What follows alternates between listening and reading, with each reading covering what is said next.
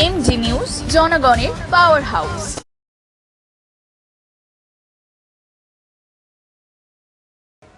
অনেক বোমা আছে না, অনেক পিস্তল আছে। তৃণমূল থেকে বিজেপিতে গেল কেন?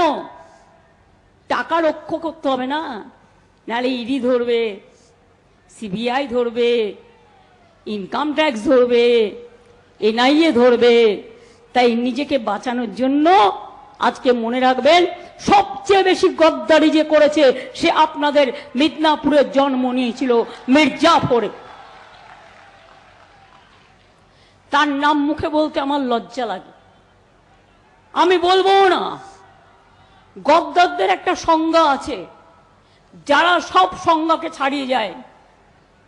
তিনি বুকে হাত দিয়ে বলতে পারবেন তিনি কারোর কাছে কিছু নেননি? তিনি বলতে পারবেন কতজন তার হাত দিয়ে পেয়েছে? তিনি বলতে পারবেন পুরুলিয়ার লোকেরা রাস্তায় কেন বসেছিল? কারণ সেই সিটটাও মেদিনীপুরে কাউকে কাউকে বিক্রি করে দেওয়া হয়েছিল। আমি যখন শুনেছিলাম আমি বললাম ঠিক আছে, মেদিনীপুর পেয়েছে ভালো, আমি আপত্তি করছি না, কিন্তু পুরুলিয়ার লোকেরা যাতে ডিপ্রাইভ না হয় সেটা আমাদের দেখার দরকার। আর তুমি আজ মহারাজা হয়ে গেছো, তুমি মহারাজ সাধু হলে আজ, আর আমরা চোর বটে। এই ইলেকশনে বুঝে নেব, লোডশেডিং করে ভোট দখল করা। কোথায় ছিলেন আপনার মা বেটা? হেলিকপ্টার চড়ছেন, চার্টার ফ্লাইট চড়ছেন, অ্যাডিডাসের জুতোগুলোতে অ্যাডিডাস লেখা তুলে পরেন, জানে না কেউ। কাল খুব বড় বড় কথা বলে গেছে, আমাকে বলেছে না, নাম না করে, আমি তৈরি করেছি, ও আমাকে তৈরি করেছে। আরে আমাকে তৈরি যদি কেউ করে থাকে, সুশীল লাড়া তৈরি করেছে, কুমুদিনী ডাকুয়া তৈরি করেছে, আভা মাইতি তৈরি করেছে। আপনি কে হরিদাস পাল? আমি কলেজে সিআর 88 সালে, আপনি দল করেছেন 98, আমি 95-তে কাউন্সিলর। আপনার রাজনীতির জন্মের আগে থেকে 70 সাল থেকে শিশির অধিকারী, কাঁথি পুরসভার চেয়ারম্যান, 82 সাল থেকে এমএলএ। কাকে দেখাচ্ছেন আপনি? আপনি বাড়ি থেকে বেরিয়েছিলেন নন্দীগ্রাম যেদিন হয়, আপনার মা বেটা বলছে বাপ বেটাকে দেখতে পাইনি নন্দীগ্রামে। এত নির্লজ্জ! 1956 ভোটে হারার পরেও রাস্তার, যাদের কান এক কাটা হয় রাস্তার এক সাইড দিয়ে যায়, আর দোকান কাটা যে মাঝখান দিয়ে যায়। এই ঠগি পিসির অবস্থা তাই হয়েছে। আরে এই মা বেটা কোথায় ছিল? কোথায় ছিল জানতে চাই নন্দীগ্রামে। এই মা বেটা কোথায় ছিল নেতাই গ্রামে? 2001-এ তৃণমূল হয় এবার নয়ন, এবার হেরে যাওয়ার পরে জেনকাপুর মানকাপুরের ঘর ছাড়া তৃণমূল কর্মীরা 1,500 কর্মী 1.5 বছর গাঁথি কলেজের পাশে করকুলি গ্রামে আমার বাড়িতে 1.5 বছর ধরে ছিল। 1,500 কর্মী শিবালয় মন্দির, নান্দনিক ক্লাবে। যারা প্রবীণ লোক জানেন, সলিল দাস পট্টনায়ককে জিজ্ঞেস করতে পারেন তিনি আছেন কিনা, গত হয়েছে কিনা আমি জানি না। আপনি ছিলেন, মনে আছে? মোটা কাপড় মোটা ভাত কে দিয়েছে? মমতা কোথায় ছিল? চোর মমতা। বলছে বাপ বেটা কোথায় ছিল? আপনার মা বেটা কোথায় ছিলেন? কোথায় ছিলেন আপনার মা বেটা? আলালের দুলাল, হেলিকপ্টার চড়ছেন, চার্টার ফ্লাইট চড়ছেন, অ্যাডিডাসের জুতোগুলোতে অ্যাডিডাস লেখা তুলে পরেন, জানে না কেউ। চোরেদের সর্দার। 1400 কোটি টাকা শুধু ইলেকটোরাল বন্ডে চাঁদা নিয়েছে, যার 600 কোটি টাকা ডিয়াল লটারি, আর 400 কোটি টাকা দিয়েছে আরেক চিটিংবাজ সঞ্জীব গোয়েঙ্কা। ইলেকট্রিকের মিটার 2 টাকা ইউনিটকে 8 টাকা করেছে এই চিটিংবাজ। বলছে আজকে গড়বে, তাই বলেছে পিংলায় আমার 10 লক্ষ চাকরি রেডি আছে। প্রত্যেকবার ভোটের আগে বলে, 21-এর আগে বলেছিলেন না ডবল ডবল চাকরি, এখন ডবল ডবল চাকরি যাচ্ছে। কালীপদ পতিকে চেনেন? চেনেন কালীপদপতি? কালীপদপতি কত চাকরি দিয়েছে, কত টাকা তুলেছে? কালী কোথায়? কালী তো পালিয়েছে নাকি? আছে? কালীর দেখা নাই রে, কালীর দেখা নাই। মোটা পার্থকে, মানিক ভট্টাচার্যকে বস্তায় ভরে ভরে টাকা তুলে দিত কালী। কিছু চাকরিও করে দিয়েছে কালী, আবার কালীর দয়ায় চাকরিও চলে গেছে কালী। এ তো পয়লা ঝাঁকি হ্যায়। Fire brigade, municipal service commission अभी बाकी है। तो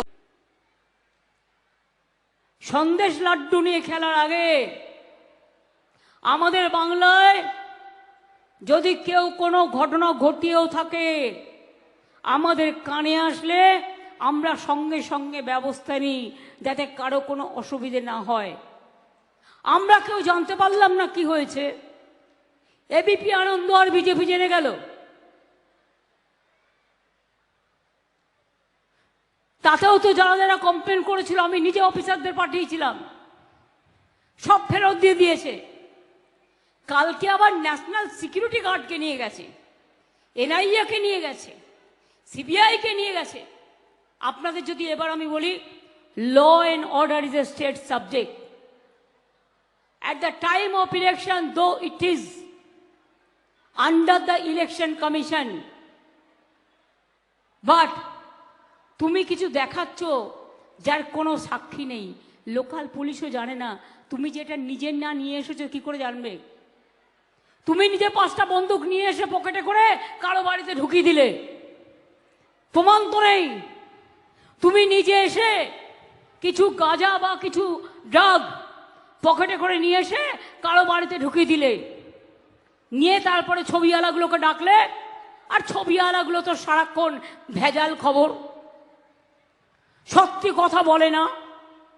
বিজেপির টাকা নেয় আর বিজেপি যা বলে তাই সকাল থেকে রাত অবধি করে। ও কিছু নয়, পার্টির ক্যাডার। পশ্চিমবঙ্গের সবচেয়ে ভয়ঙ্কর অবস্থায় মহিলারা আছে। আমার মাতৃমণ্ডলী আছে, বলতে লজ্জা লাগছে। সব এখানে জেলে থাকা অবস্থায় মহিলারা গর্ভবতী হয়। কমিশনে নালিশ করছে তৃণমূল। খুব ভালো, খুব সুন্দর সুন্দর বের করছেন, এবং কিভাবে দেশ বিরোধী শক্তিকে, রাষ্ট্রবিরোধী শক্তিকে মদত করছেন প্রমাণ হচ্ছে।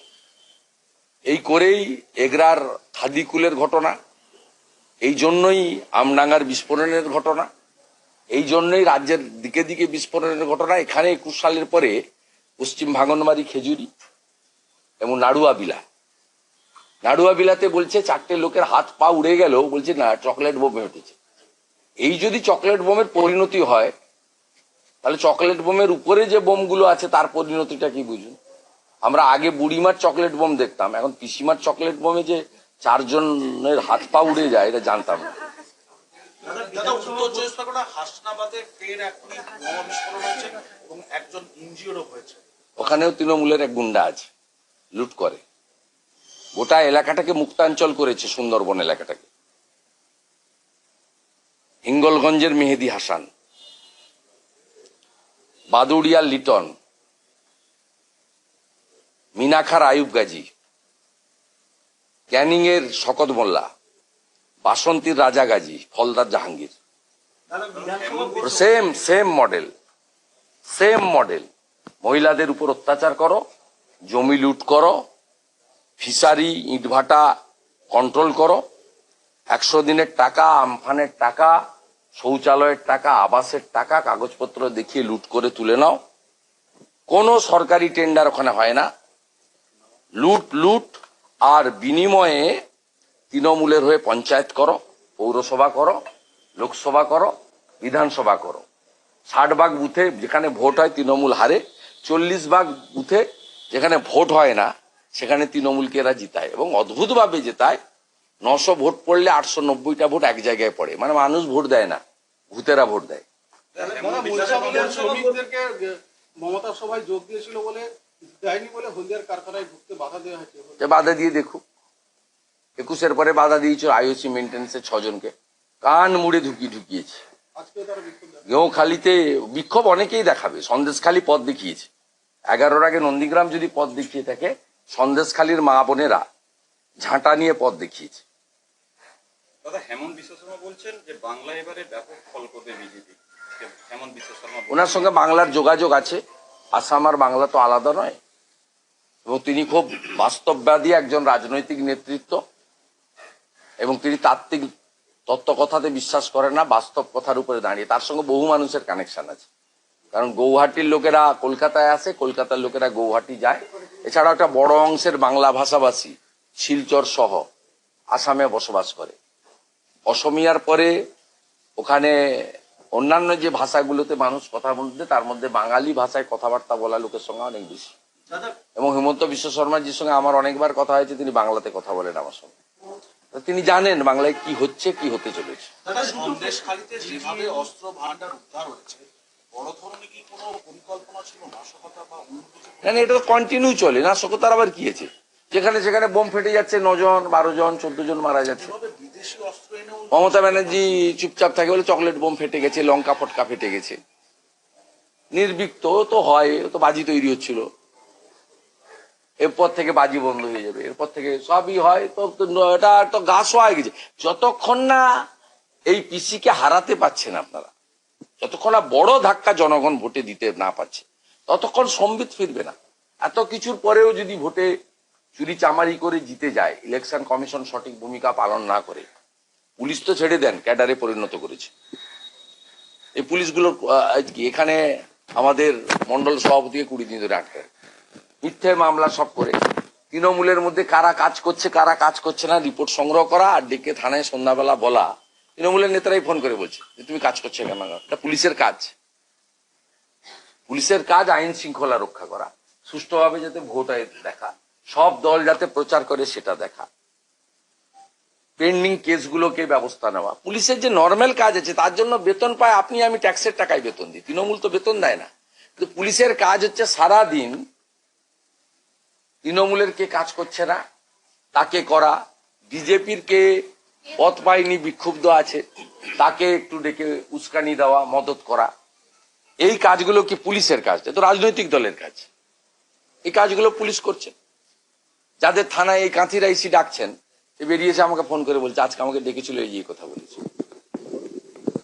এসপি কি রিপোর্ট করেছেন ভাইপোকে, তার কপি আমার কাছে আছে। হাইকোর্টে রিজেক্ট হয়েছে। এবারে কোথায় যাবে যাক, 302 মামলা কোথায় যাবে যাক।